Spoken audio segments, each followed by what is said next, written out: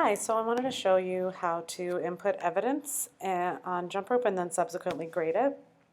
So if I go to the plan tab and I go to the bottom right where it says new evidence, the evidence that I'm grading is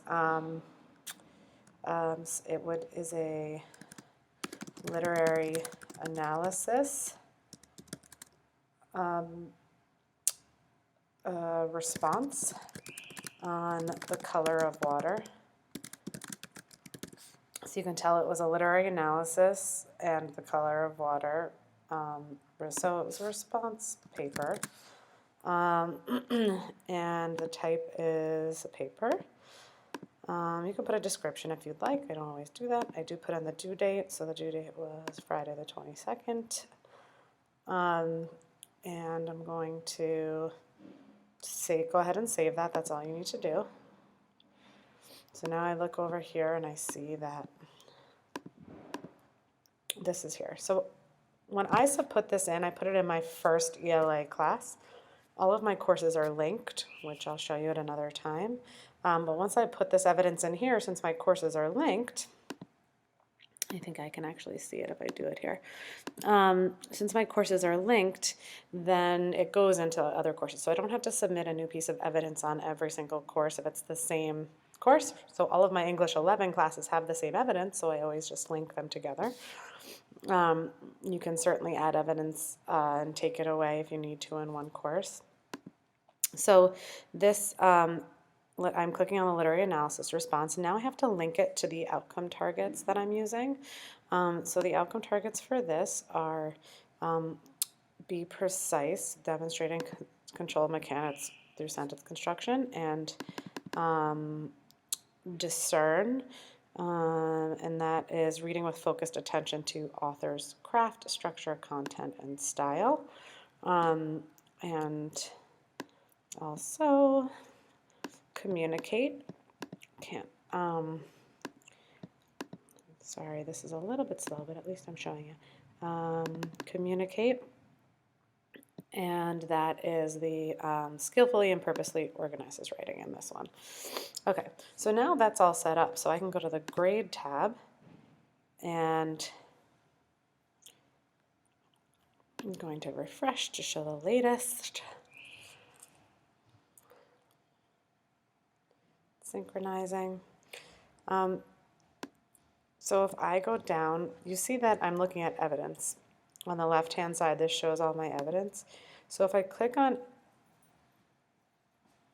ASC or DSC, it shows me the ascending or descending, so depending on the view that you want to see. So I'm clicking on literary analysis response there, and I can grade it this way. So now you see I have my 3 outcome targets at the top. I'm going to input the grades. So Hafsa, I'm looking at my grades. Hafsa got an MS on that, an NY on the communicate, and an ES on discern. Through her evidence, I was able to use the rubric. And give her feedback on the rubric in addition to putting it in jump rope. Nora had an ES on sentence construction, an ES on organization, and an ES on discern. So I'll do that for all the students, and then I'll go ahead and save them just to make sure. And then I want to look and see how this affects their final rating. So I go to the top right, and I view by standard. And viewing by standard means I'm going to view by outcome target. So now I can look at each outcome target that I've just adjusted and see if that's going to affect their final rating. So when I look at Hafsa, I can tell that she still isn't meeting standards, and this is good feedback for me to talk about in her rubric as well, how to push her to the ES. And that Nora has an ES, but she's only received MSs lately, and so she's not quite ready to be in exceeding standards, and I'll continue to give her feedback as to how to push herself in that regard. The same goes for the other ones. So I didn't need to change any outcome final ratings just yet for those two. If I noticed, let's say Hafsa had a not yet, And this was a large enough paper that I now am not sure I have enough evidence to say she's still exceeding, so I'm going to turn that into an MS. Nora continues to exceed. This is a note for me about Nora. She's been exceeding standards in this outcome since October. And so what am I providing for her to challenge her in this regard? And then I would have had all of these rated and go down, and as I go, I'll look to see what's the most recent evidence telling me about how they're performing. So that is how you input your evidence, and you change the view by evidence or view by standard. Thanks.